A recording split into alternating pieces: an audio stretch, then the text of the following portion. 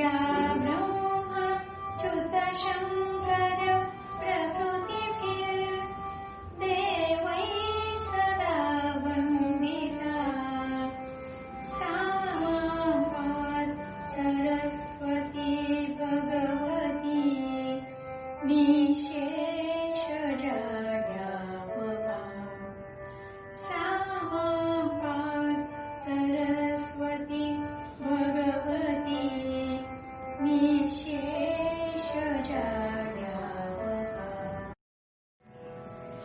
नमस्कार.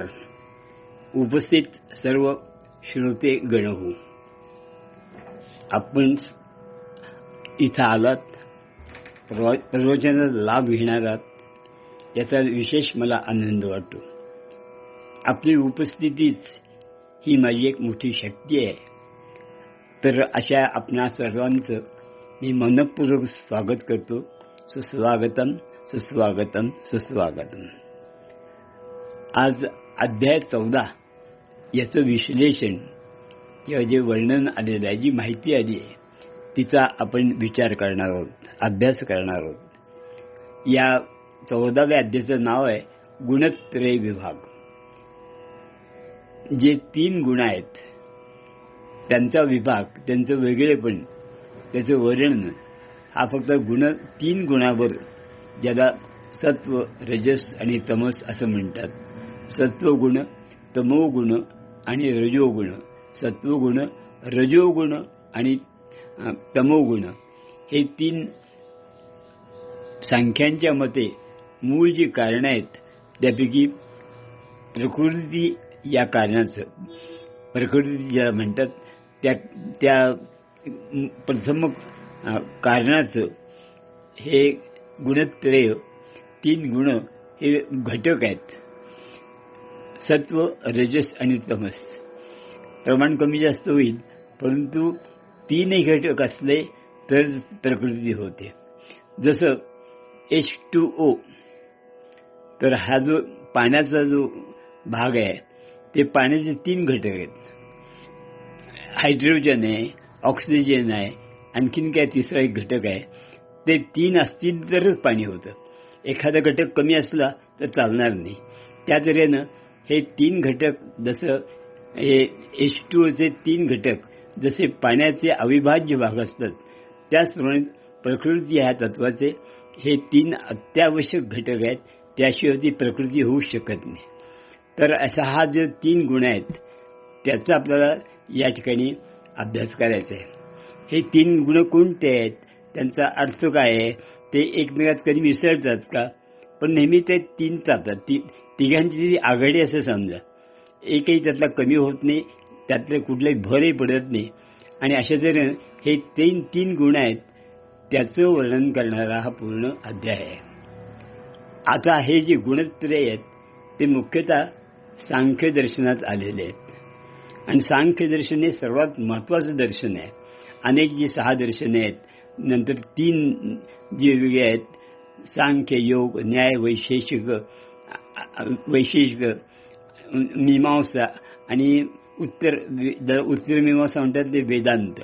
तर ही जी 6 उपनिषद आहेत, आणि शिवाय ईश्वर न मानणारी, वेद न मानणारी, ज्यांना वैदिक दर्शन म्हणता येईल किंवा नास्तिक दर्शन म्हणता येईल, त्यात जैन, बौद्ध आणि चार्वाक यांचा समावेश होतो. हे 3 सोडले तर ह्या त्या 6 विभागावर असे 6 हे जे भाग आहेत, षड्गुणे ज्याला म्हणता येईल, की ज्यांच्यामुळं आपल्याला वेदांचा अर्थ करू शकतो. वेदात जे काही सांगितलेलं आहे आणि उपनिषदात जे सांगितलेलं आहे, ते सर्व तत्वज्ञान सांख्य दर्शनामध्ये आपण पाहायला मिळतं आपल्याला. आता सांख्य दर्शन आहे, सांख्य शब्दाचा अर्थ 2-3 आहेत. एक संख्या म्हणजे आकडा, 10, 20, 25, 50, 100, 1000, लाख, कोटी येतं. सध्या कोटीची आपली भाषा होतं. तर अशा ज्या संख्या असतात त्याला संख्या म्हणतात. आणि हे नाव अतिशय योग्य आहे, कारण सांख्य दर्शनामध्ये 25 तत्व सांगितले, 25 ही संख्या सांगितलेली आहे. आणि 25 ज्यांना तत्व कळतात ते त्यांना मुक्ती मिळते. मुक्ती शब्द ते कैवल्य मानतात. तर ह्या 25 तत्वाचं ज्ञान झालं मी त्यामध्ये प्रकृती पुरुष आलेच. तर हे सगळे जे 25 तत्व आहेत त्यांचं ज्ञान जर झालं तर ते त्यामुळं त्याला मुक्ती मिळते. पंचविंशती तत्वज्ञ 25 तत्व जाणणार आहे. पंचविंशती तत्वज्ञ जटी मुंडी शिखी वापी.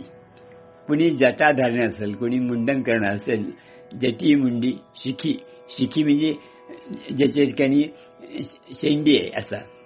तर हे कुणी जरी असले, मग तो जटाधारी असो, मुंडन केलेला असो किंवा आणखी जटी मुंडी शिखी किंवा शेंडी राखणारा असो नसो, हे जे लोक आहेत त्या सर्वांना एकच मार्ग माहिती आहे की त्यांना 25 तत्व कळली पाहिजेत.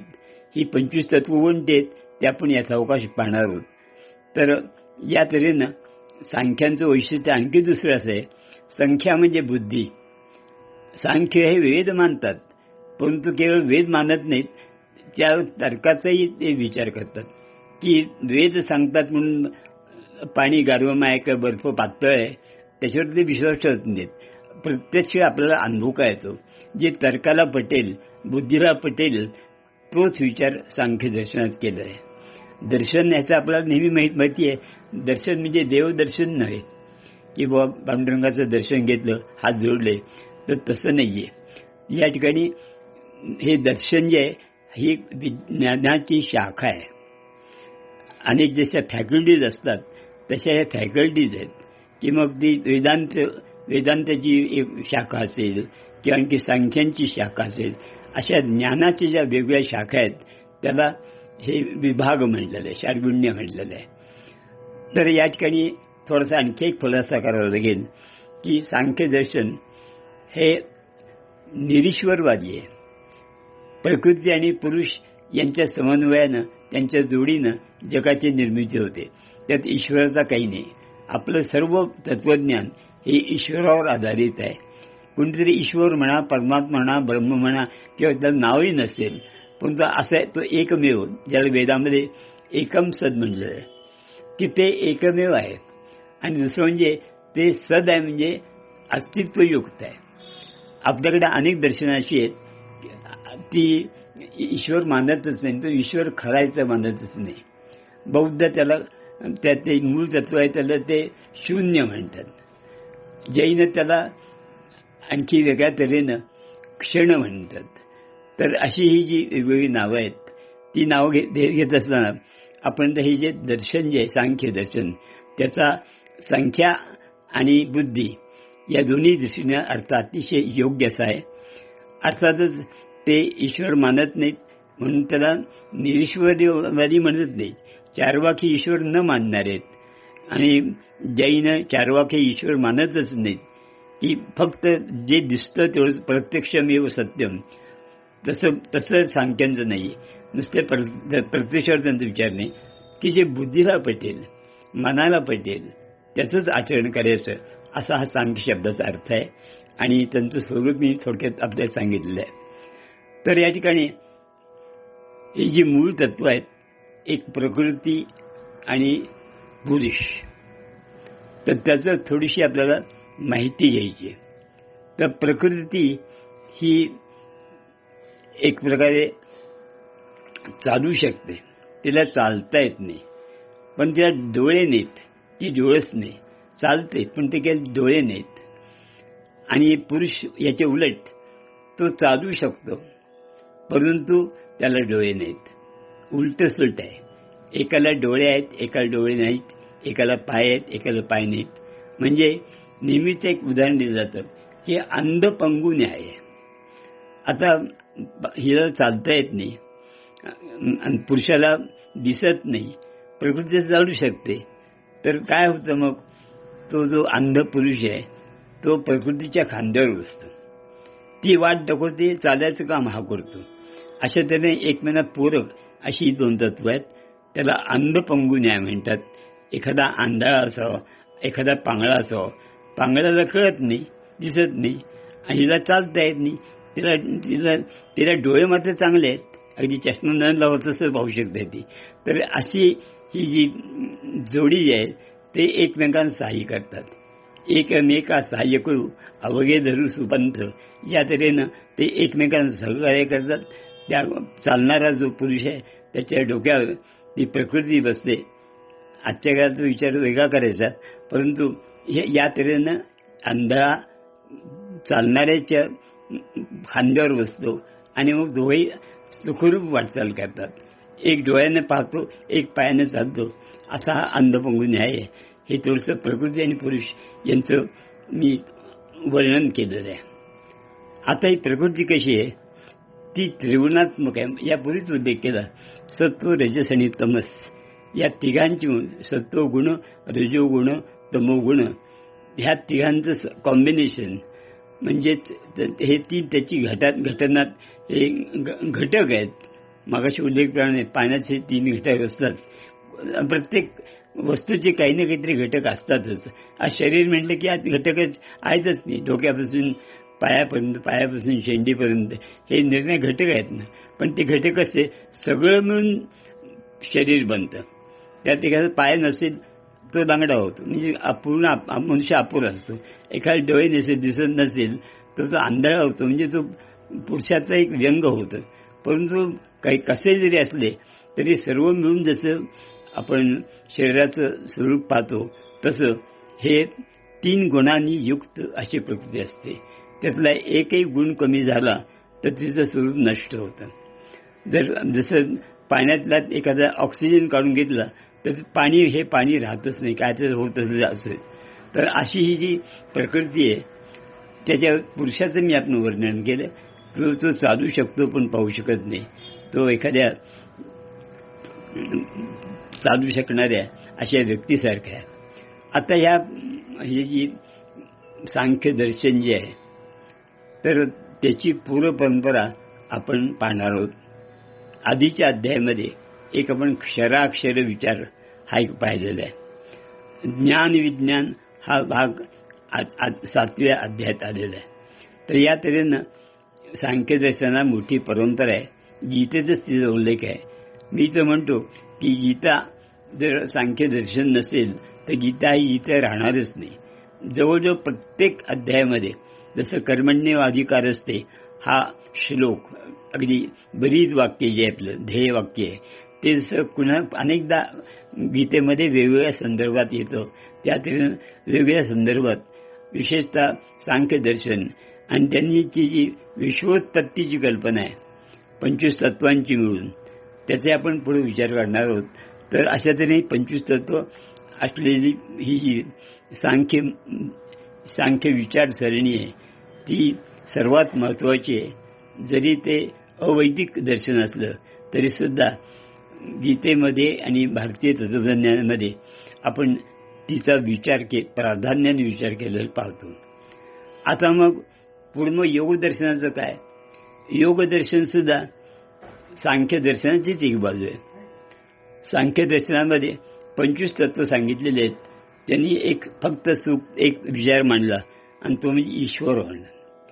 म्हणजे ते 26 तत्वामुळं सांख्यांच्या तत्वज्ञानाला परिपूर्णता आली. त्यांच्यात ईश्वर नाही, ते निरीश्वरवादी आहेत आणि हा ईश्वरवादी आहेत. तर अशा तऱ्हेनं सांख्य आणि योग हे नेहमी हातात हात घालून जातात. फक्त एकाला ईश्वर मान्य नाही आणि एकाला ईश्वर पूर्णपणे मान्य आहे. तर अशी सांख्य आणि योग या दर्शनांची जोडी आपण पाहतो.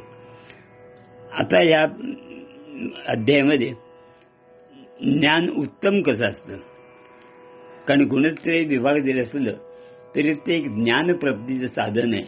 तर ते जर आपण आचरिलं, जे 25 तत्व कळली की आपला ज्ञानप्राप्ती होते. तर ते ज्ञान नेमकं कसं आहे त्याचा या अध्यायात विचार केला आहे. हे ज्ञान म्हणजे काय, आपला अनेक शब्द कळत नाही आपल्याला. ज्ञान म्हणजे काय, सृष्टी निर्मिती या वेळी जीवांचा जन्म होत नाही. तर ज्ञान म्हणजे जेव्हा जग निर्माण होतं तेव्हा जीव निर्माण होत नाहीत, त्यांना निर्मिती नसते. आणि उत्पत्ती जशी आहे तसं लय आहे. तर लय काळानं जेव्हा सृष्टी बुरते, मरते, नष्ट होते तेव्हा ते मरत नाहीत. म्हणजे काय, उलट सुलट आहे की ते त्यांचा जन्म होत नाही आणि मृत्यू होत नाही. दोन्हीचा जर आपण अर्थ घेतला एकच आहे, ते अमर आहेत. जन्म होत नाही त्याचा अर्थ ते पूर्वीपासून होते, नंतर असणार आहेत. आणि मरत नाही म्हणजे त्यांना मृत्यू येत नाही.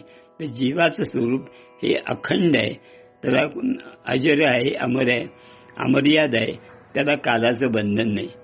आणि त्यात या तऱ्हेनं आपण हा एक ज्ञानाचा प्रकार पाहिला.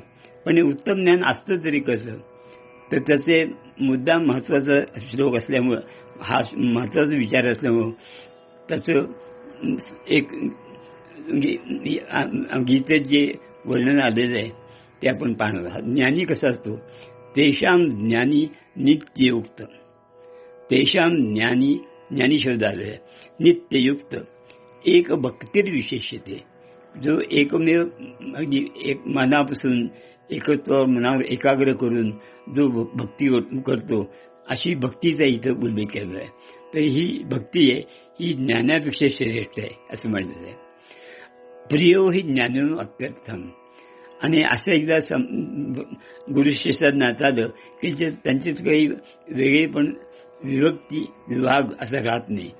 ते काय होतं, प्रियो होई ज्ञानीनो अत्यर्थ. जो ज्ञानाची इच्छा करणारा शिष्य आहे त्याचा मी अत्यंत लाडका असतो आणि तोही माझा लाडका असतो. असे एकमेकांना सांभाळून घेणारे, एकमेकावर प्रेम करणारे गुरु आणि ज्ञान असतात. तर हा जो श्लोक आहे हा 7व्या अध्यायातला 17वा श्लोक आहे. आपण पाहतो 14वा, पण संदर्भाकरता आपण तिकडचा श्लोक इकडे आणलेला आहे. आता जो आम्ही हा जो या श्लोकाचा जो उच्चार केला त्याचं मराठी भाषांतर मी स्वतः एकत्र केलेलं आहे. सामगीता हा माझा एक छोटासा ग्रंथ आहे. त्यामध्ये गीतेतल्या 700 श्लोकांचं सांगीतिक असं त्याचं विवेचन केलेलं आहे. मी ते रागावर गाता येतं, तालावर गाता येतं. योगायोगानं तो रूपक ताल जो आहे त्याच्या मात्रा 7 आहेत. संगीतातले स्वर असतात, सारेगमपधनी तेही 7 असतात. तर असा योगायोगानं योग जुळून आलेला आहे. तर हे त्याचा अनुवाद आपल्याला जो सांगितलं त्याचा अनुवाद मी आपल्या पुढे सादर करणार आहे. कर्मयोगी भक्तनिष्ठच थोर ज्ञानी तो खरा. आता इथे कणकुंड आलाय, कर्मयोग आलाय, भक्तियोग आलाय आणि ज्ञानयोग आलाय. ज्ञान, भक्ती आणि कर्म ही तिन्ही एकत्रच येतात. तेव्हा कर्मयोग वेगळा, भक्तियोग वेगळा आणि ज्ञानयोग वेगळा असं म्हणायचं. गीतेचे सांडपण 3 कांड, 3 विभाग, 3 पर्व सांगितले, 3 अध्याय, 6 अध्यायाचे, प्रत्येकी 6 अध्यायाचे 3 गट म्हणता येईल, कांड म्हणता येईल. त्यातला पहिला आहे ज्ञानयोग. नाही, खरं म्हणजे पहिला आहे कर्मयोग, जे कर्मण्य अधिकार असते जे आहे ते.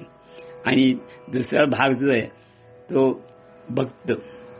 आणि हे सर्व मार्ग संपल्यानंतर तिसरा मार्ग जो आहे तो ज्ञान. त्या कर्म, भक्ती आणि ज्ञान, कर्म, भक्ती आणि ज्ञान असे त्रिकुटाचं एकत्र आपण संगम पाहतो. आधीच्या व्याख्यानात मी उल्लेख केला की हे जे मार्ग आहेत हे खरे तर वेगवेगळे आहेत, परंतु कधी ते हातात हात घालून काम करतात, त्यांची आघाडी होते. कर्मयोग आणि भक्तियोग कधी कधी एकत्र असतो, भक्तियोग आणि ज्ञानयोग. पण आत्ताचा जो श्लोक आहे या श्लोकामध्ये 3ही घटक, पाण्याचे जसे 3 घटक असतात, प्रकृतीचे जसे 3 घटक असतात, आघाडीचे जसे 3 भाग असतात, त्या तऱ्हेनं कर्मयोग, भक्तियोग आणि ज्ञानयोग हे जे 3 घटक आहेत सारखे आहेत, पण त्यातल्या त्यात ज्ञानयोग हा अधिकच आहे. आणि काय होतं की असं जर तिन्ही पद्धतीनं जर आपण काही अभ्यास केला, साधना केली, त्याचं फल काय होतं की परमेश्वर इतका काही खुश होतो की तो आणि शिष्य यांच्यात अभेद असतो, भेद नसते, वेगळेपणा नसतो. प्रिय ही त्याला मी असे, प्रियो ही ज्ञानीनो अहम अत्यर्थम. बोलतो भाजन, प्रिय ही त्याला मी असे आणि तोही मजला प्रिय सदा. सातत्यानं तो माझा लाडका असतो, त्याच्याशिवाय मी राहू शकत नाही. आणि मी ते पहिला ओळी सांगितलं, प्रिय त्याचा मी असे. त्याचा तो इतका माझा काही लाडका आहे की त्याला मी विसरू शकत नाही. आणि मलाही तो आवडतो, मला मनापासून आवडतो, म्हणून मी त्याच्यावर प्रेम करतो आणि मलाही त्याचं प्रेम करतो, तोही माझ्यावर प्रेम करतो. असे एकमेकांना या ठिकाणी वर्णन हे उत्तम पुरुषाच्या भागामध्ये हा विचार केलेला आहे. एकूण या ठिकाणी योग 3 आहेत आणि ते एकत्र आहेत, त्याचे मगाशी मी निर्देश केलेला आहे. आता संबंध अध्याय गुणत्रय गुणांना प्राधान्य देणारा असा आहे. तर त्या 3 गुणांचं वर्णन तरी काय आहे ते आपण थोडंसं मराठीमध्ये जिथं आवश्यक तिथं आपण मूळ श्लोकांचा आधार घेऊन करणार. 3 गुणांचं वर्णन म्हणजे आता पुन्हा काही सांगायचं काही नाही की सत्व हा एक पहिला गुण आहे, तमोगुण दुसरा आहे, रजोगुण दुसरा आहे आणि तिसरा तमोगुण आहे. म्हणजे एकूण 3 गुण झाले. आता सत्व कसा असतो? सत्वगुण तो निर्मल असतो, प्रकाशयुक्त असतो. म्हणजे ज्यांचं आचरण निर्मल आहे, स्वच्छ आहे, पारदर्शी आहे आणि ज्यांचं निवेदन वाचन हे प्रकाशमान असतं, ज्याला ट्रान्सपरंट म्हणतात, स्पर्शी म्हणतात, त्या तऱ्हेनं हा प्रकाशयुक्त असतो. तेव्हा एकूण ह्या सत्वगुणी जे असतात ते स्वच्छ मनाचे असतात आणि त्यांचे ते काय जे बोलतात ते लोकांवर फवार मारणारं, फ्लो करणारं, वर्षाव करणारं असं निवडतं. मनात की ते राखून ठेवत नाही आणि शांतपणा हा त्यांचा जो गुण आहे, त्यामुळे त्यांची वृत्ती आपल्या सात्विक कशी आहे ती कळते. आता आज रजोगुण जो आहे, ज्यांच्यामध्ये रजोगुणाचे गुण आहेत किंवा ज्यांच्याकडे रजस आहे, तर ते कसे असतात, त्यांचे स्वभाव सांगतात. आपण पहिला सत्व मनुष्य हा सात्विक असतो आणि रजोगुण जो आहे त्याला राजस म्हणतात. तर राजा म्हणजे राजाचा अर्थ नाही त्यामध्ये. तर हा रजोगुण ज्यांच्या ठिकाणी ते चिडतात, भडकतात, शिव्या देतात, हाणामाऱ्या करतात आणि क्रोधी असतात, राग करणारे असतात, संतापणारे असतात. कधी काय चिडतील काही सांगता येत नाही. अगदी संबंध जग डोक्यावर घेतात, घर डोक्यावर घेतात. असे रजोगुणी माणसं ही अशी क्रोधाविष्ट आहेत. उलट सात्विक मनुष्याकडे शांत, निर्मल, अगदी शांतपणाने विचार करणारा, शांतपणाने बोलणारा, शांतपणाने आपलं वर्तन ठेवणारा असा तो असतो. आणि याच्या उलट रजोगुणीचा म्हणजे हा तापट, धोका देणारा, लोकांना कष्ट देणारा, शिव्या देणारा असा असतो. आता आणखी तिसरा गुण जो आहे, ज्याला तमोगुण म्हणतात किंवा तमस म्हणतात, तर तो आणखीन भयानक आहे. तो प्रमाद, अनेक चुका करतात. तो प्रत्येक जण बोलताना चूक होते, चालताना चूक होते, चालतात घसरून पडतो किंवा आणखीन काही चुका त्यात होतात. वाचनात चुका, बोलण्यात चुका, अशा अनेक प्रकारच्या ज्या चुका असतात ते करणारा हा तमोगुणी मनुष्य असतो. एकेकाचं आपण वर्णन पाहतो. आणि आणखी त्याची आणखीन वैशिष्ट्य म्हणजे तो आळशी असतो. आळशाची गंगाजळ म्हणतात तशी त्याची अवस्था असते. काय कुठले काम करायचंच नाही. आता उद्या करू, उद्या परवा करू किंवा मी आता उद्या करणार आहे असं म्हणायचं. आता या उद्याला येईल नसतो. आज रोग उद्या उधार, पुन्हा आज रोग पुन्हा उद्या उधार, असा आळशी असतो. अतिशय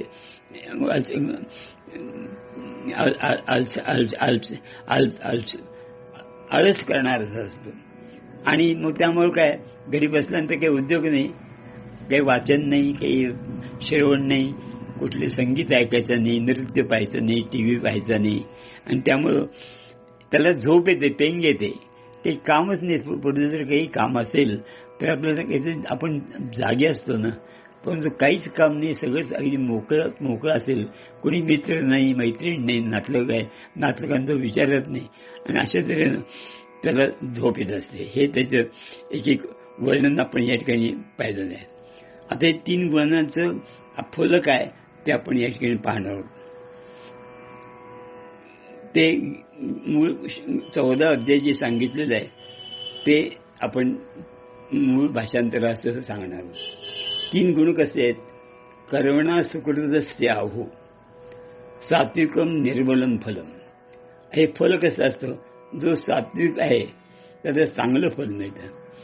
अगदी मनापासून जो काम करतो, सत्वानं किंवा बुद्धीनं आणि मनापासून अंतकम जे ओतून जो काम करतो त्याला स्वच्छ फल प्राप्त, म्हणजे चांगलं फल प्राप्त होतं. त्याला हवं तितकं अपेक्षा न करता अनपेक्षितपणे धनलाभ होतो, कीर्तीचा अनेक प्रकारे त्याला तो लाभ होत असतो. हे झालं सात्विकाचं. जो रजगुण आहे, तापट, चिडखोर आणि शिव्या देणारं वगैरे, त्याला पदरी दुःख येतं, त्याला काही सुख नाही मिळत, उलट दुःख मिळतं. सतत तो दुःखी असतो. आणि अज्ञानी मनुष्य जो आहे त्याचे जो तमोगुण ज्याच्या ठिकाणी आहे त्याचं तो अडाणी असतो. अडाणीपणा हेच त्याचं फळ असतं. असे एक जण सात्विक शांत आहे, एक तापट आहे आणि एक आळशी आहे. असे 3 गुणांचं स्वरूप आहे. त्यांचं फळ तशाच प्रकारचं आहे. आता त्याचा मराठी अनुवाद थोडक्यात देतो. सत्व ज्ञानास जन्म देतो. सत्वामुळे ज्ञान निर्माण होतं. रजोगुण लोभास होतो. रजोगुण हा लोभाला जन्म देणार आहे. प्रमाद मोह अज्ञान दिसे. तमोगुणामुळे प्रमाद होतात, अज्ञानाचा अडाणी असतो.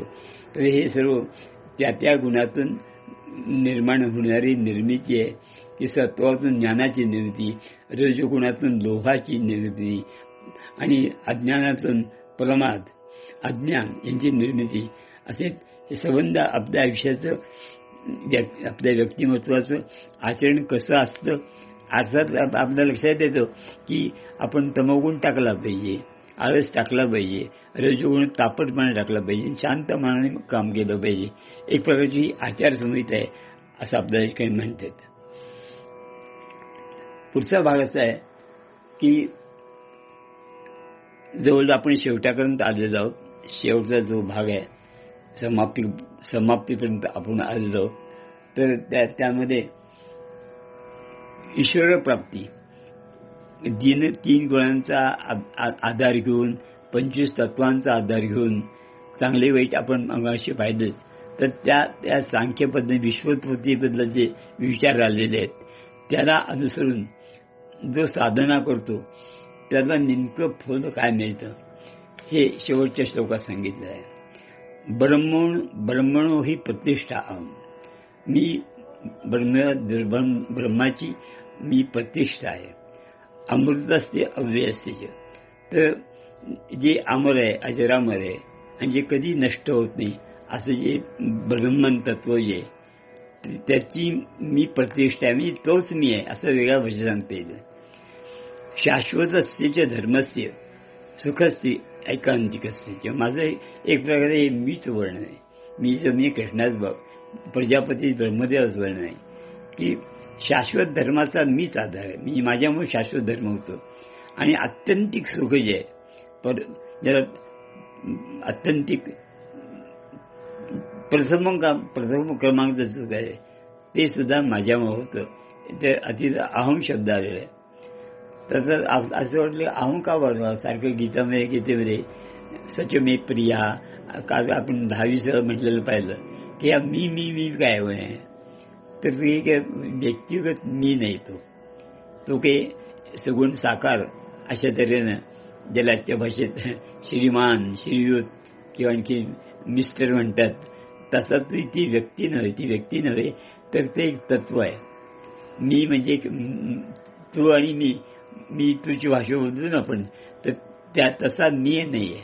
हा मी म्हणजे परब्रह्माचं ते प्रतीक आहे, सिम्बॉल आहे, चिन्ह आहे. फक्त मी शब्द वापरला तो तुमच्या आमच्यात लेडेवाळपणा असावं, प्रेम असावं याकरता हा मी शब्द वापरलेला आहे. तेव्हा मी म्हणजे भगवान कृष्ण नव्हे किंवा यादव कुलोत्पन्न एक मोठा यादव असा तो नाही आहे. तर तो परब्रह्माचं प्रतीक आहे ज्याच्यामुळे जगाची निर्मिती होते. आणि एकूण आपलं जे यश मिळतं त्या सर्वांचं प्रतीक असणारा असा हा भगवान श्रीकृष्ण आहे. तर मी म्हणजे श्रीकृष्ण, मी म्हणजे परमात्मा, मी म्हणजे अजरामर असा आत्मा, या अर्थानं हा शब्द आलेला आहे. या तऱ्हेनं आपण आता समाप्तीकडे जातो आहोत. एकूण या अध्यायावर एवढंच नाही, संपूर्ण गीतेवर सांख्य दर्शनाचा किती प्रभाव आहे हो आपल्या लक्षात येतो. म्हणून त्याला प्रधान मल्ल म्हणतात. मल्ल म्हणजे पैलवान. अनेक लहान मोठे पैलवान असतात. मोठा पैलवान खेळण्यापूर्वी त्या छोट्या विद्यार्थ्यांना खेळवतात की आणि त्यांना प्रोत्साहन देतात, बॅकअप देतात आणि त्यांची अशी अपेक्षा असते की यांनी आता असाच सराव करावा, अशी तालीम करावी आणि त्यांनी पुन्हा एकदा केव्हा तरी हिंद केसरी व्हावं. तर हे सुद्धा परंपरा आपण पाहतो की सांख्य दर्शनाची ती निर्मितीपासूनच कपिलांनी त्याची स्थापना केली आणि नंतर ईश्वर कृष्णांनी सांख्यकारिका लिहून त्याचा अधिक प्रसार केला. अशा अनेक परंपरा आपण सांगू शकतो. तर तो हा इतर जी काही दर्शन आहेत, मग ते 6 पैकी ती 5 म्हणा किंवा सांख्य अवैदिकापैकी 3 म्हणजे 7 ते 9 एकूण 10 आहेत. त्यात सांख्य वेगळं घेतलं, पण सर्वापेक्षा श्रेष्ठ आहे, सर्वांवर मात करणार आहे, सर्वांचं लाडकं आहे, सर्वांना आवडणार आहे आणि म्हणून त्याला प्रधान मल्ल हिंद केसरी असं म्हणतात. की एकदा हिंद केसरीला आपण जर पराभूत केलं की बाकीचे कोणी थांबणारच नाहीत. या दृष्टीनं शंकराचार्यांनी म्हणा गीताकारांनी सांख्य दर्शनाला प्रभाव दिलेला आहे. हे या 14 अध्यायातही स्पष्ट होतं आणि इतर अनेक अध्यायात सुद्धा, 2रा अध्याय असतो, 3रा अध्याय असतो, सर्व अध्यायामध्ये काही वाक्य रिपीट होतात. कर्मण्य अधिकार असते, मन मनावं हो मत भक्तो, हे वाक्य 2-3 वेळा आलेलं आहे. आणि सांख्य दर्शन तर सगळ्या 18 अध्यायात कोणत्या ना कोणत्या स्वरूपात पाहतो. या तऱ्हेनं आपण गुणत्रय विभाग हा जो 14वा अध्याय त्याची समाप्ती करतो. आपण उपस्थित राहिलात, मनपूर्वक दाद दिलीत आणि एक प्रकारचं मला प्रोत्साहन दिलं, मला आधार दिलात, याबद्दल पुन्हा मी आपले सर्वांना धन्यवाद देतो. आणि पुन्हा एकदा उद्या भेटू अशी अपेक्षा व्यक्त करून आपल्याला आज निरोप देत आहे. आपण पुन्हा सुद्धा पुढल्या वर्षी लवकर या पद्धतीनं पुढचा अध्याय ऐकण्याकरता, 15वा अध्याय ऐकण्याकरता, त्याच्यामध्ये खूप काही गमती आपल्याला ऐकायला, विशेषतः अश्वत्थ वृक्षाचं वर्णन जे आहे ते सांगण्यामध्ये आपला एक मोठा आनंद आहे. त्याचं सविस्तर विवेचन मी उद्या करणार आहे. तर पुन्हा एकदा पुनरागमनाय असं म्हणून आजच्या कार्यक्रमाची मी समाप्ती करतो. धन्यवाद.